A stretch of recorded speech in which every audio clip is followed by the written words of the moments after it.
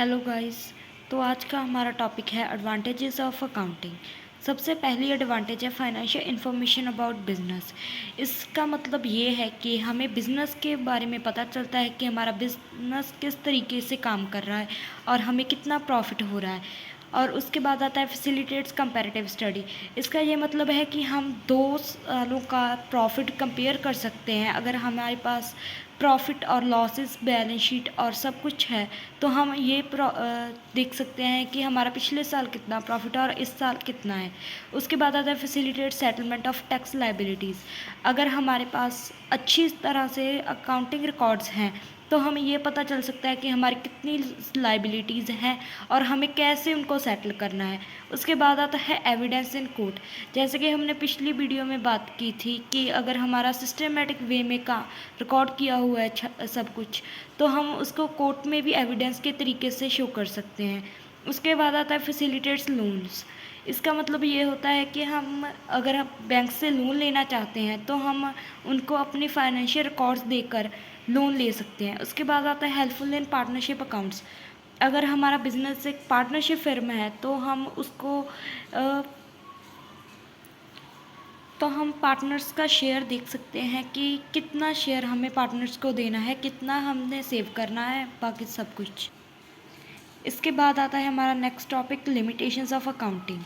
जो सबसे पहली लिमिटेशन और डिसएडवांटेज है वो है कि accounting is not fully exact. इसका ये मतलब है कि हम ये नहीं मान सकते कि अगर हमारे पास प्रॉफिट एंड लॉस है, बैलेंस शीट है, कि वो अच्छी तरीके से हमें असली पॉइंट ऑफ व्यू देगा। उसके बाद है अनरियलिस्टिक इन्फॉर्मेशन। कई ऐसी चीज़ें होती हैं जो रियल लाइफ में पॉसिबल नहीं होती है, लेकिन फिर भी अकाउंटिंग हमें ऐसी इन्फॉर्मेशन प्रोवाइड करता है कि वो रियल नहीं है बट फिर भी हमारे पास इन्फॉर्मेशन आ जाती है। उसके बाद आता है accounting ignores the qualitative elements. Accounting सिर्फ मनी की टर्म्स में मेजर करता है थिंग्स को, लेकिन जो क्वालिटेटिव एलिमेंट्स है उसको इग्नोर करता है। उसके बाद आता है accounting ignores the fact of price level changes. हमें ये पता है कि प्राइस एंड डिमांड एक दूसरे के साथ इन्वर्स रिलेशनशिप में है। अकाउंटिंग इस चीज़ को इग्नोर करता है कि प्राइस लेवल के चेंज होने के साथ बिजनेस को क्या इफ़ेक्ट्स होते हैं। उसके बाद आता है अकाउंटिंग में lead to window dressing. Window dressing का ये मतलब होता है कि हमें कम प्रॉफिट हुआ है लेकिन फिर भी हम अपनी बुक्स में ज़्यादा प्रॉफिट रिकॉर्ड कर रहे हैं ताकि हम ज़्यादा से ज़्यादा लोन ले सकें, इन्वेस्टमेंट करा सकें। इसको कहते हैं विंडो ड्रेसिंग। उसके बाद आता है रोल ऑफ अकाउंटिंग। अकाउंटिंग का क्या रोल है बिजनेस में? सबसे पहले मेंटेनेंस ऑफ सिस्टमेटिक रिकॉर्ड्स। इसका यही मतलब होता है कि हम इससे सिस्टमेटिक रिकॉर्ड रख सकते हैं हमारी फाइनेंशियल ट्रांजैक्शंस का। Assistance to management.